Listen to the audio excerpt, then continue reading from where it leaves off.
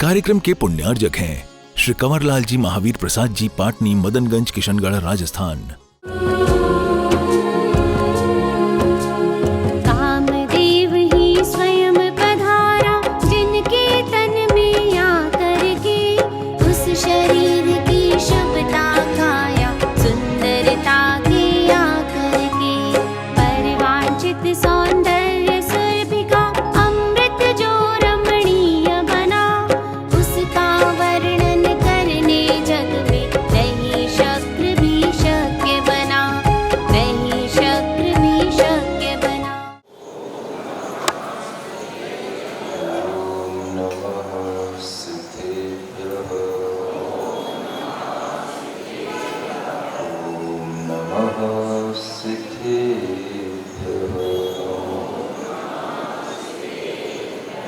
शांतिनाथ पद पंकज चंचलिका दिवानरासम भवन गणनांग भेदा एकोस्मि पेशुमति शक्ति विहीन गोपी भक्त्या प्रकर्ष मुपयामि च तत्प्रभा।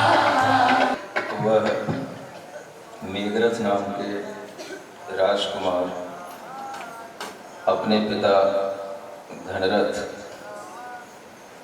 जो उसी भव में तीर्थंकर होने वाले हैं, उनके साथ में विद्यमान हैं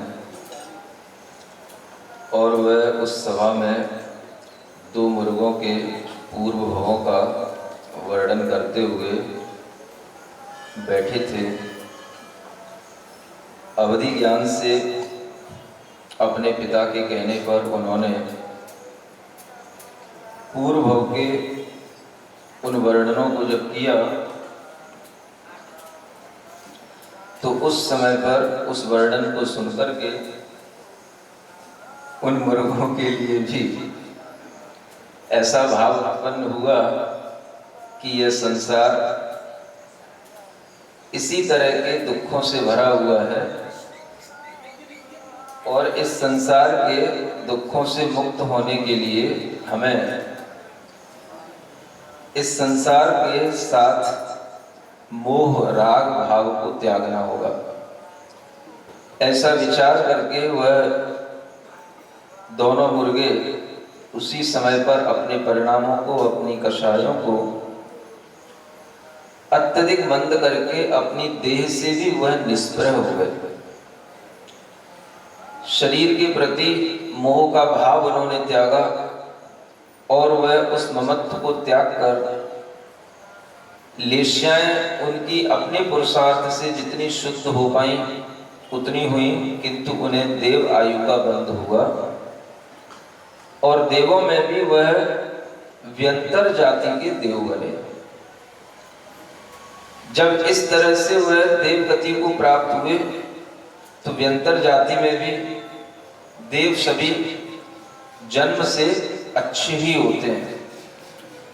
ये तो आप लोगों का दिमाग है जो आप अपने दिमाग में व्यंतरों को अच्छा नहीं समझते हैं, किंतु सभी देव शरीर से सुंदर होते हैं। सभी देव स्वस्थ ऐसा शरीर धारण करते हैं जिनके शरीर में कभी कोई रोग आदि नहीं होते हैं और सभी वैक्रियक शरीर के धारण वह देव अपने अपने वैभव के साथ उत्पन्न होते हैं। हर निकाय के देवों का अपना अपना वैभव होता है। व्यंतर देवों में भी अनेक तरह के भेद हैं। जब हम भूत जाति के व्यंतर देव का नाम लेते हैं तो आप लोग डर जाते हैं। उन्हें काला कलूटा समझ करके आपके दिमाग में ये भाव आता है कि भूत का मतलब काले देव ही होते हैं। लेकिन काले नाम ऐसे कोई देव नहीं होते। उनके शरीर के सभी के रंग बहुत अच्छे होते हैं और भूत जाति हो, पिशाच जाति हो या राक्षस जाति हो, किसी भी जाति के देव हो, हर जाति के वह देव अपने आप में परिणामों में भी अच्छे होते हैं और देह से भी अच्छे होते हैं।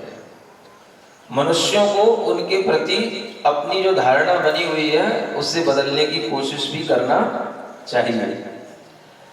अगर वह देव किसी धर्म के प्रभाव से वहां उत्पन्न होते हैं तो वह उत्पन्न होने के बाद वह फिर से सम्यक दर्शन को प्राप्त करने की योग्यता में आ जाते हैं, और जिन्हें पिछले जन्म में सम्यक दर्शन नहीं हुआ हो उन्हें उस जन्म में भी सम्यक दर्शन हो जाता है।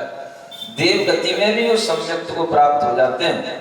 और इस तरह से जब वह अपने पूर्व उपकार को देखते हुए ये विचार करते हैं कि हमारे लिए इतनी अच्छी गति में आने को मिला और वह त्रियंच गति से हमें छुटकारा मिला, तो किस कारण से मिला, तो उन्होंने मन में विचार किया, तो उन्हें अपना पूर्व ध्यान में आया और वह बहुत जल्दी जैसे यौवन अवस्था को प्राप्त हुए अवधि ज्ञान लगाया, बहुत जल्दी ही वह मेघरथ के पास में आ गए। उनकी सभा में आकर के उनके चरणों की वंदना करने लगे और उसी समय पर वह दोनों जो देव थे वह दोनों देव सभी को सभा में देख रहे हैं, लेकिन उन्होंने सबसे पहले चरण छुए तो किसके छुए? मेघरथ के छुए। और जब उन्होंने उनके पैर छुए पूरी सभा में तो सब लोग देखने लगे। घनरथ भी बैठे थे, उनके और भी पुत्र बैठे थे, भाई वगैरह बैठे थे, तो कहने लगे ये देव लोग आकर के इनके पैर क्यों पड़ रहे हैं? तो उन देवों ने फिर अपना परिचय दिया कि आपकी कृपा से हम एक देव गति को प्राप्त हुए देव हैं। और वो तो चर्चा वहां चली रही थी, सभा तो लगी हुई थी। देवों का जन्म तो अंतर मुहूर्त में ही हो जाता है और अंतर मुहूर्त में ही वो युवा हो जाते हैं, और युवा होकर के वह अंतर मुहूर्त में ही सामने आकर के खड़े हो गए और इधर देख रहे थे कि वो दो मुर्गे अभी अभी तो मरण को प्राप्त हुए हैं और उनके लिए वह देखने में आ गया। तो ऐसा देख करके उन देवों ने अपने उपकार का भाव उनके प्रति अभिव्यक्त किया कि आपने मेरे ऊपर बड़ा उपकार किया है और इस उपकार के लिए हम आपके लिए कुछ करना चाहते हैं। क्या करना चाहते हैं? अब क्या देंगे? कोई भेंट छोटी मोटी दी जाए तो उससे तो उनको कुछ लाभ होने वाला है नहीं। आप लोग तो छोटी भेंट में खुश हो जाते हैं। अगर घर में कोई मेहमान आ रहा है, केवल एक डिब्बा ही ले आए मिठाई का, तो खुश हो जाते हैं। कोई वस्त्र ले आए, कोई घड़ी ले आए, हार ले आए, कोई छोटा सा कोई भी सोने चांदी का सामान ले आए तो उसी में खुश हो जाते हैं। अब वो तो इतने बड़े राजा हैं, उनके यहाँ किसी भी चीज की कोई कमी नहीं है। और देवलोग आए हैं और देवलोग उनसे कह रहे हैं कि हम आपका कुछ उपकार चुकाना चाहते हैं। आपने हमारे ऊपर उपकार किया है, हम भी आपको कुछ देना चाहते हैं। आपने हमें पुण्य दिया है तो हम भी आपको पुण्य का ही दान देंगे। आपने हमारे धर्म की वृद्धि की है तो हम भी आपके ही धर्म की वृद्धि करेंगे। ऐसा भी भाव आता है।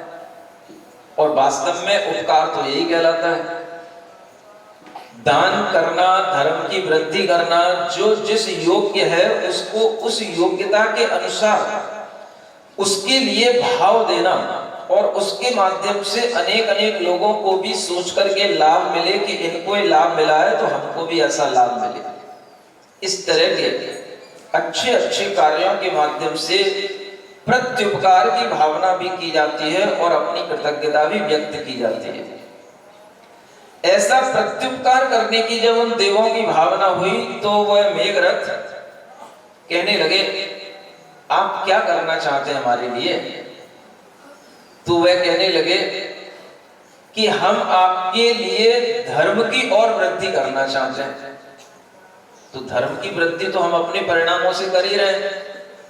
हम खूब अपने स्वाध्याय करते हैं, पूजन करते हैं, भक्ति करते हैं, मुनियों के लिए खूब आहार आदि दान करते हैं। जो भी धर्म हमारे इस श्रावक अवस्था में हो सकता है हम उसको खूब अपने बढ़ा ही रहे हैं। आप विशेष क्या करना चाहेंगे हमारे लिए? आपके अंदर ही कुछ जिज्ञासा हो रही कि नहीं हो रही? क्या करना चाहेंगे?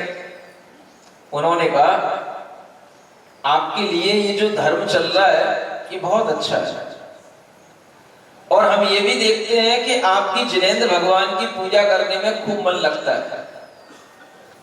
आप यहाँ विदेश क्षेत्र की एक नगरी में जो भी जिनालय हैं उनकी पूजा करते हैं, उनके दर्शन करते हैं। हम देव बन गए, आपके ही व्यक्ति हैं।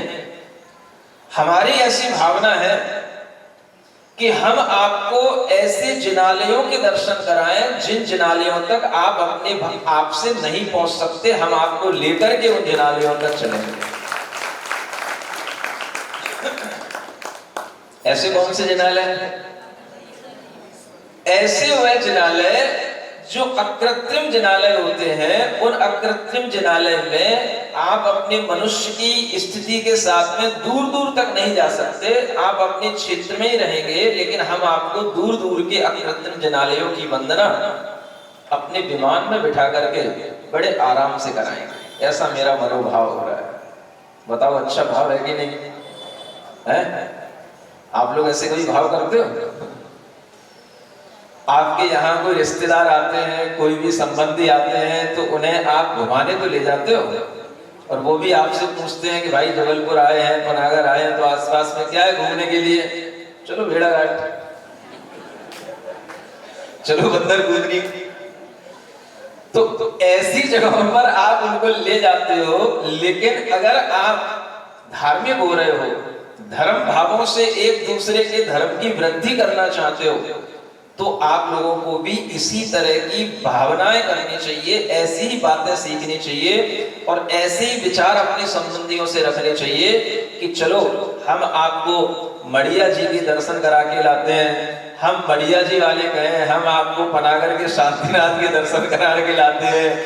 इस तरह से आसपास जो जिनालय हैं उनके दर्शन की भावनाएं अगर हम रिश्तेदारों के साथ में घूम करके पूरी करें तो उनको भी धर्म की वृद्धि होगी और आप लोगों की भी धर्म की वृद्धि होगी। लेकिन आप लोग सोचते हो क्या महाराज धर्म ही धर्म करते रहेंगे? आप देखो कि इतने बड़े बड़े राजा लोग भी किस भाव से प्रसन्न होते हैं।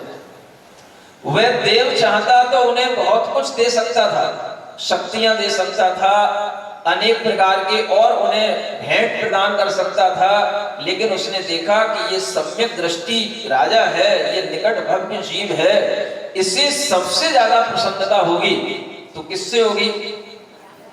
ऐसे जिनालय जो इन्होंने नहीं देखे, ऐसे अकृत्रिम जिनालयों की इन्हें वंदना कराएं तो इससे इनको सबसे ज्यादा प्रसन्नता होगी। तो वह क्या करता है?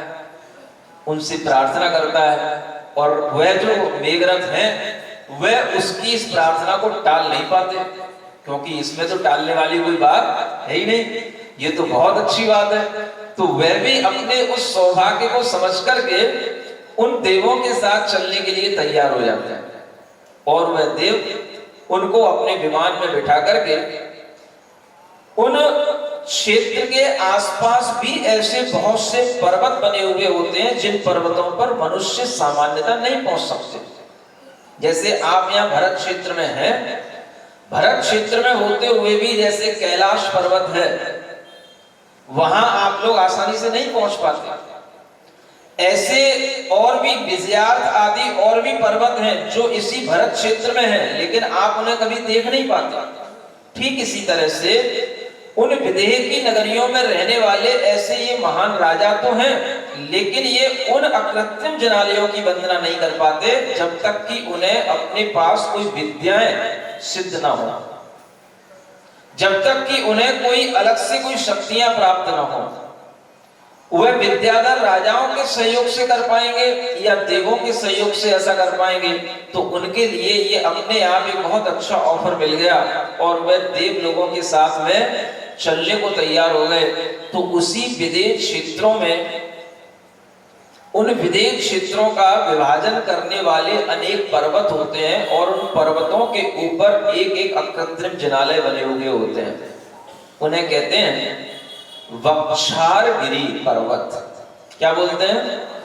वक्षारगिरी होते हैं। ऐसे उन वक्षारगिरियों पर उन्होंने बने हुए चैत्यालयों पर उनको दर्शन कराए, और वह उन अकृत्रिम चैत्यालयों में पहुंचे। वहां पर उन्होंने जो सुमेरु पर्वत के दोनों ओर, एक पूर्व विदेह होता है, एक पश्चिम विदेह होता है, और दोनों ओर मिलाकर के जो वक्षार पर्वत होते हैं वो सब मिलाकर के 16 वक्षार पर्वत होते हैं। कितने? 16। उन 16 वक्षार पर्वतों पर 16 अकृत्रिम जिनालयों के उन्होंने दर्शन किए, दोनों तरफ के, पूर्व दिशा के भी और पश्चिम विदेह के भी। उन वक्षार पर्वतों पर उन्होंने दर्शन किए, भक्ति की, स्तुति की, और फिर उसके बाद सबसे बड़ा पर्वत जो सुमेरु पर्वत कहलाता है, कौन सा? सुमेरु पर्वत। उस सुमेरु पर्वत के उन्होंने दर्शन कराए, जहां नीचे एक भद्रशाल वन होता है। उन भद्रशाल वन के चारों दिशाओं में 4 जिनालय होते हैं। उसके ऊपर नंदन होता है वन, उसके ऊपर सोमनस वन, उसके ऊपर पांडुक वन, और सभी वनों में चारों दिशाओं में 4-4 बड़े बड़े जिनालय होते हैं, और हर जिनालय में 108 जिनबिंब होते हैं। ऐसे अकृत्रिम जिनालय कितने हो गए?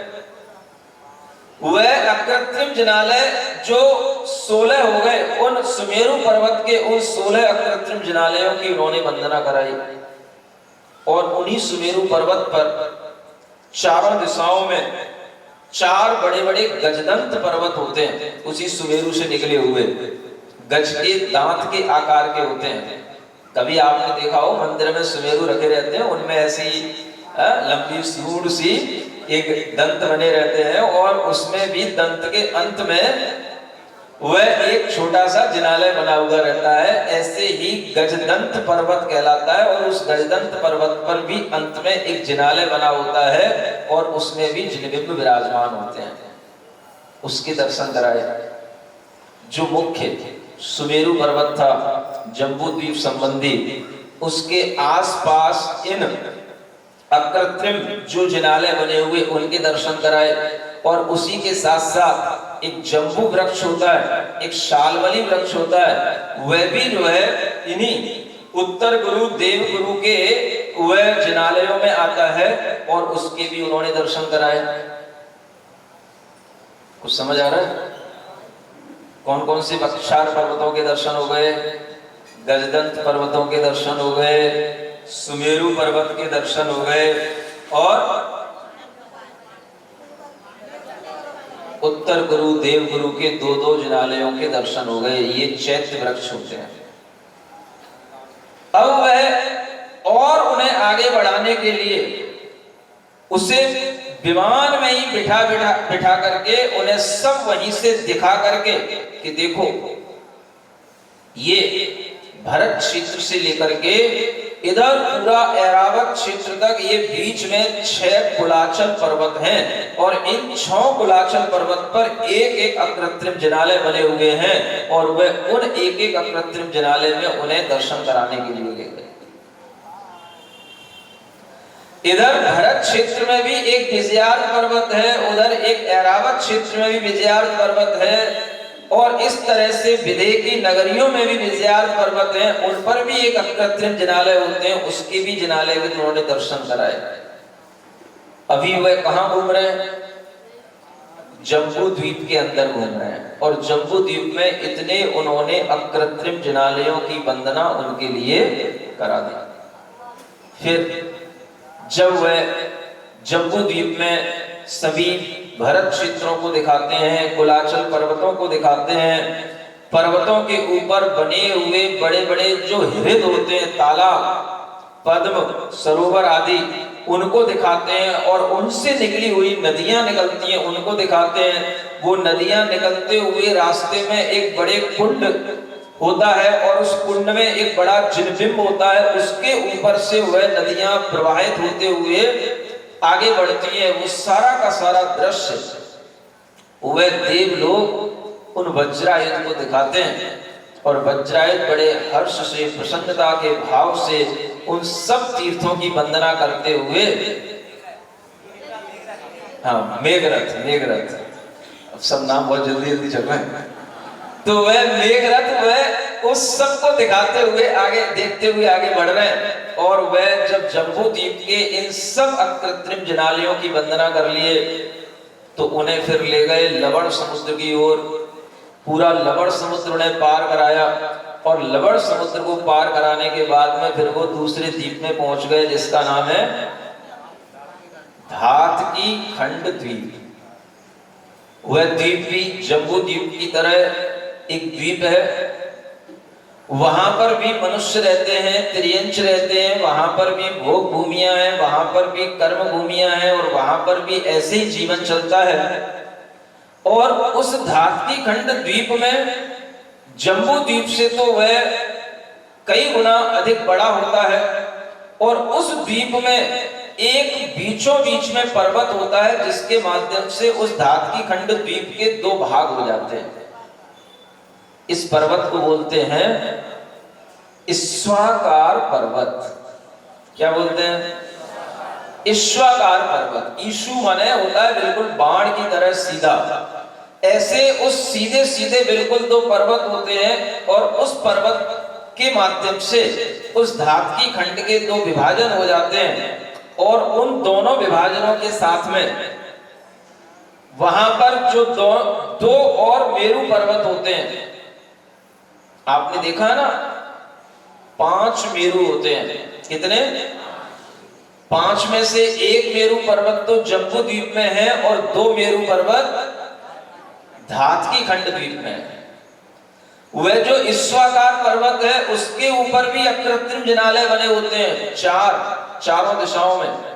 और वह जो 2 सुमेरु पर्वत हैं तो हर एक सुमेरु पर्वत के पास में वही रचना होगी जो जम्बू द्वीप के इस सुमेरु पर्वत के पास में रचना है। माने वहां पर भी विदेह हैं, पूर्व विदेह, पश्चिम विदेह, भरत क्षेत्र और वहां से भी आगे बढ़ते हुए हेमवत, ऐरावत तक वह पूरे के पूरे क्षेत्र पहुंचते हैं। और वहां पर ये भरत ऐरावत की ये जो रचना है वो डबल हो जाएगी क्योंकि एक साइड में भी वो रचना है और दूसरी साइड में भी है क्योंकि 2 सुमेरु पर्वत हैं और दोनों मेरु पर्वत संबंधित 2 भरत और 2 ऐरावत और विदेह क्षेत्र। और जिस तरह से आपको बक्षार पर्वत यहाँ बताए थे, गजदंत पर्वत बताए थे, वो सब वहां पर भी उसी संख्या में वैसे ही होते हैं।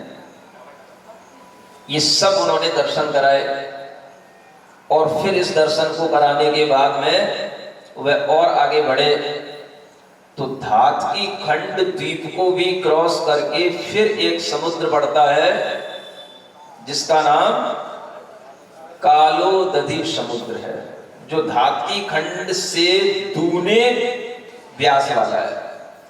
अब उस कालोदधि समुद्र को भी पार करके फिर वह पुष्कर द्वीप में पहुंचते हैं और वह पुष्करार्ध द्वीप माने पुष्कर का आधा द्वीप हो जाता है। एक मानसोत्तर पर्वत के माध्यम से वह आधा विभाजित हो जाता है, इसलिए उसको पुष्करार्ध द्वीप कहा जाता है। वह पुष्करार्ध द्वीप में भी इसी तरह से ईश्वाकार पर्वत है, वहां पर भी 2 मेरु हैं और दोनों मेरुओं के संबंधित भरत, ऐरावत, विदेह आदि क्षेत्र हैं, कुलाचल पर्वत हैं, विजयात पर्वत हैं, गजदंत हैं, जैसा बक्षारगिरी पर्वत है वो सब जैसा यहाँ बताया था वैसा वहां पर भी। और उन सब के दर्शन कराए। थक तो नहीं गए? और कराने के बाद में वो मानसोत्तर पर्वत पे पहुंच गए। मानसोत्तर पर्वत के भी 4 बड़े बड़े अकृत्रिम जिनालय 4 दिशाओं में होते हैं, उनके भी दर्शन कराए।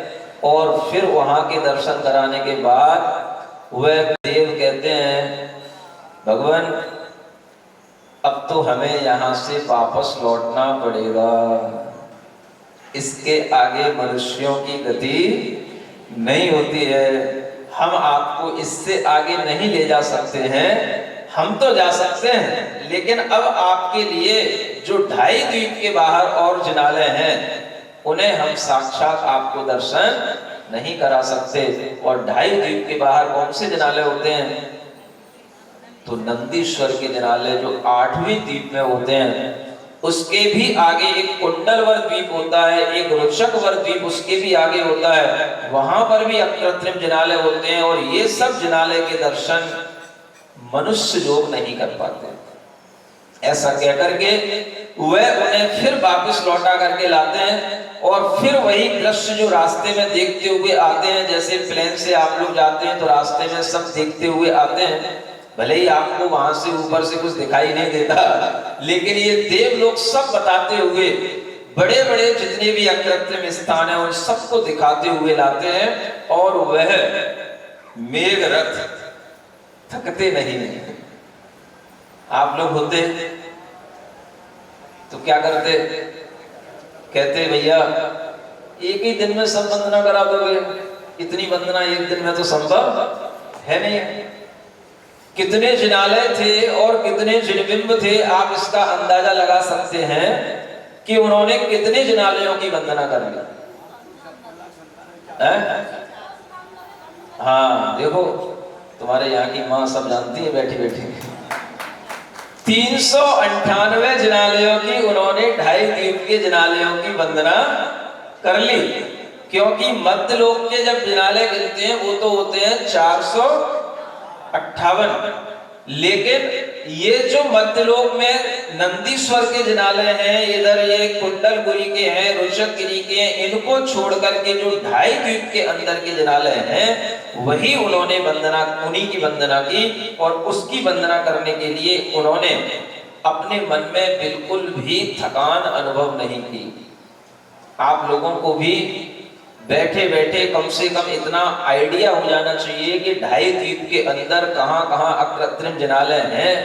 कभी अगर नमोकार मंत्र की माला भी फेर रहे हो तो आपका मन कभी कभी उस माला में तो लग ही जाता है और कभी कभी खो भी जाता है। दुकान में खो जाता है, बच्चों के क्लेश में खो जाता है ना, कभी कभी अपने घूमने घामने वाले इलाकों में खो जाता है। तो कभी आपका मन ऐसे अकृत्रिम जिनालयों की वंदना में खो जाए, क्योंकि आपको प्रैक्टिस तो नमोकार मंत्र की बहुत जबरदस्त रहती है, माला भी घूमती रहती है, मुंह में नमोकार मंत्र भी चलता रहता है और दिमाग भी बढ़िया चलता रहता है। तो जैसे मन वचन काय आपके तीनों लोक में घूमते हैं, मन कहीं है, वचन कहीं है, काय कहीं है, ऐसी जो आपकी फिरकत रहती है, अगर उसमें माला के साथ साथ वचनों के साथ साथ आपको पता तो पड़ता ही नहीं कब वो वचन कि बोलते बोलते माला पूरी हो गई और कब जो है वो एक माला हो गई, है ना, और आप क्या क्या सोच लिए उसके बीच में। अगर कभी ऐसा संभव हो पाए कि आप उस समय पर क्या करें, ऐसे अकृत्रिम जिनालयों में खो जाएं और सोचते सोचते आपकी माला पूरी हो जाए, तो भी वह माला सार्थक कहलाएगी, नमोकार मंत्र की माला का फल आपको मिलेगा।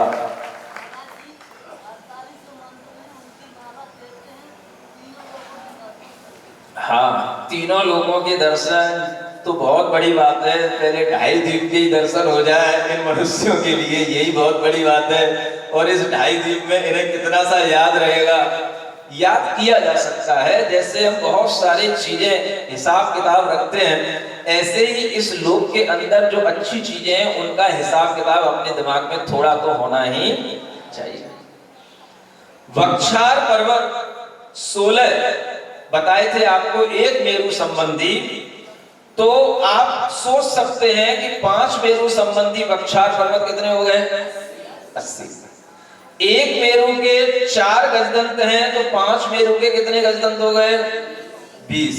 सब मिलाकर के कितने जिनालय हो गए? देखो 100 हो गए सीधे सीधे। समझ आ रहा है कितनी जल्दी आपने 100 जिनालय देख लिए? अरे कम से कम उसकी गिनती तो अगर ध्यान रह जाए तो भी तो समझ में आ सकता है कि वह वक्षार पर्वतों पर जिनालय बने हुए हैं। और जैसे ये स्टैंड रखा हुआ ना, इसको सुमेरु पर्वत समझ लो, है ना, इसके एक और पूर्व विदेह है, इसके एक और पश्चिम विदेह है, और उन विदेहों में नगरियों को विभाजित करने के लिए वहां पर वक्षार पर्वत भी होते हैं और विभंगा नदी होती है। तो ऐसे समझो कि उन क्षेत्रों के भी ऊपर और नीचे की ओर 2 विभाजन और हो जाते हैं। नहीं समझ में आया? एक तो इधर की साइड और एक इधर की साइड, और दोनों साइडों में बीच में एक लाइन और खींच दो, तो एक उत्तर की साइड, एक दक्षिण की साइड, एक आपकी साइड, एक मेरी साइड, तो ये क्या हो गए? ऐसे 4 पोर्शन हो गए। इन चारों में 4 पर्वतों की कल्पना कर लो, बड़े बड़े पर्वत, और हर एक पर्वत पर एक एक जिनालय देख लो तो आपको एक मेरु संबंधी 16 वक्षारगिरी समझ में आ जाएगा। समझ आ रहा है? सुमेरु पर्वत देखो, भद्रशाल आदि बड़े बड़े वनों में बने हुए बड़े बड़े अकृत्रिम जिनालय देखो, एक एक अकृत्रिम जिनालय एक एक दिशा में बने हुए हैं और उसमें 108 जिनबिंब हैं। एक एक जिनालय में भी एक एक भगवान के पास भी जाओगे तो 108 ही क्या होते हैं? गुरिये होते हैं। एक जिनालय की वंदना में ही एक माला हो जाएगी अगर एक ही बार हर जिनबिंब के पास में नमोकार मंत्र पढ़ोगे तो। ऐसे यह ध्यान करने की विधियां तब आती हैं जब हमें इस तरह का ज्ञान हो। एक सुमेरु पर्वत संबंधी ऐसे ये 16 जिनालय, तो 5 सुमेरु पर्वत संबंधी कितने हो गए? ये भी 80 जिनालय हो गए सुमेरु पर्वत संबंधी। गजदंत हो गए, वक्षारगिरी हो गए, ऐसे सुमेरु पर्वत के जिनालय हुए। और इसी के साथ साथ जब आपको एक क्षेत्र की रचना समझ में आ जाएगी, जैसे यहाँ एक सुमेरु संबंधी 6 कुलाचल पर्वत हैं, जो क्षेत्र होते हैं भरत हेमवत, इनके बीच में एक एक पर्वत होते हैं हिमवान महाहिमवान नाम के, तो इन पर्वतों पर एक एक अकृत्रिम जिनालय होते हैं। ऐसे अगर हम एक सुमेरु पर्वत संबंधी 6 कुलाचल पर्वत के जिनालयों को देखते हैं तो 5 सुमेरु संबंधी कितने हो गए? 6 पंजे 30 हो गए। ये 30 कुलाचल पर्वत हो गए। समझ आ रहा है? इसी तरह से ईश्वाकार पर्वत हैं, उन ईश्वाकार पर्वतों को हम देखें तो वे भी हमारे पास में 4 जिनालय ईश्वाकार पर्वत के आ जाते हैं। और देवगुरु और उत्तर गुरु के एक मेरु संबंधी 2 जिनालय होते हैं, तो 5 मेरु संबंधी 10 जिनालय देवगुरु उत्तर गुरु संबंधी हो जाते हैं। और इन सबको अगर हम जोड़ते हैं, एक विजयात पर्वत और होते हैं। जितने क्षेत्र होते हैं उतने ही हर क्षेत्र में एक विजयात पर्वत होते हैं। सिरिजिणवाणी जग कल्याणी जग जन मदतम मोहरी जनमण हारी गढ़हर हारी जम जरा भव रोग हरि तिथ्य राणम दिव्य झुणिम जो पढ़ई सुणई मय्ये धारई राणम सौख मणंतम धर्य सासद मोक्ष पदम पावई सासद मोक्ष पदम पावई। इस कार्यक्रम के पुण्यार्जक थे श्री कंवरलाल जी महावीर प्रसाद जी, पाटनी, मदनगंज, किशनगढ़, राजस्थान।